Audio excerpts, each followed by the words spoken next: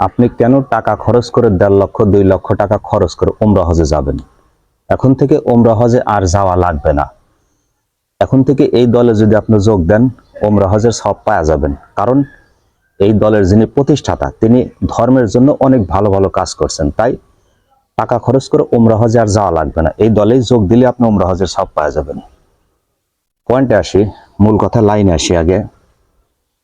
এতদিন আমরা শুনতাম দেশের বৃহত্তম ইসলামী সংগঠন জামাত ইসলামে ভোট দিলে নাকি জান্নাতের টিকিট পাওয়া যায়। জান্নাতের টিকিট পাওয়া যায় কি না যায় সে কথা পরে আসতেছি।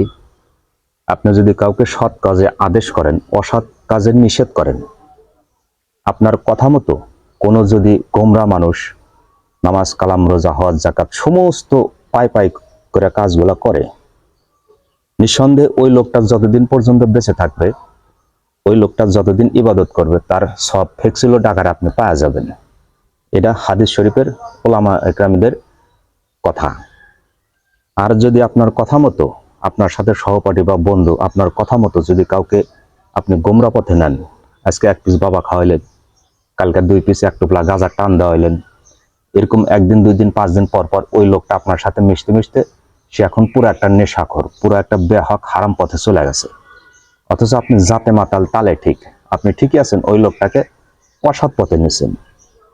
ওই লোকটা দুনিয়াতে যতদিন বেঁচে থাকবে, বেঁচে থাকা অবস্থায় যত আকাম কুকাম করবে তার সমস্ত পাপ ফেক্সিলো ঢাকারে আপনি পাওয়া যাবেন। এটাও হাদিস শরীফের পরিষ্কার কথা এবং ওলামা একরামদের পরিষ্কার কথা। সেই হিসেবে দেশের ইসলামী সংগঠন যদি সৎ কাজে আদেশ করে, অসৎ কাজে নিষেধ করে, তারা জান্নাতের টিকিট পাবে কি না পাবে সে বিবেচনা আপনার। পাঁচাটার কোনো সুযোগ নাই এখানে, কাউকে তেল মারতে আসি না, মূল কথায় হালাল তরিকায় বয়ান আসি। বর্তমান সময়ের একটা সংগঠন, সেই দলের কিছু নেতা বর্তমানে যে ভাষণগুলা দিচ্ছে, আপনি কেন টাকা খরচ করে উমরা হজে যাবেন? টাকা খরচ করে উমরা হজে আর যাওয়া লাগবে না।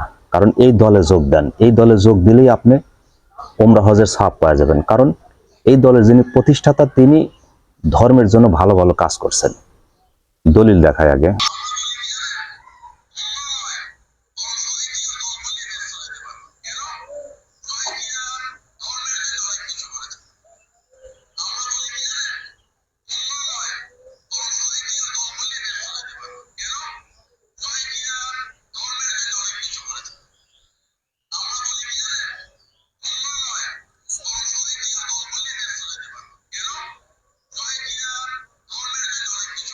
যে মানুষগুলা সৌদি আরবে বড় হজে গেছেন, আরাফাতের ময়দানে শহীদ প্রেসিডেন্ট জিয়াউর রহমান যে কাঠফাটা রোদের ভিতরে নিম গাছগুলা লাগাইছিলেন, পৃথিবীর ইতিহাসে এটা রেকর্ড। শহীদ প্রেসিডেন্ট জিয়াউর রহমান একটা মহৎ কাজ করছেন। সৌদি আরবে হাজিরা হজ করার সময় আরাফাতের ময়দানে যে পরিমাণ তাপমাত্রা, আর সেইখানে তিনি লক্ষ লক্ষ নিম গাছ লাগাইছিলেন, যেই নিম গাছটা এখনো প্রমাণ, এখনো বিশাল বড় ডালপালা ছায়া গেছে।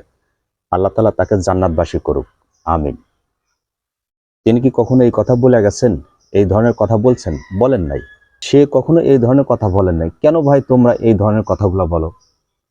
বাঁশের চেয়ে কুঞ্চি জবর এরকম ত্যাকেলা কথাগুলো বলো।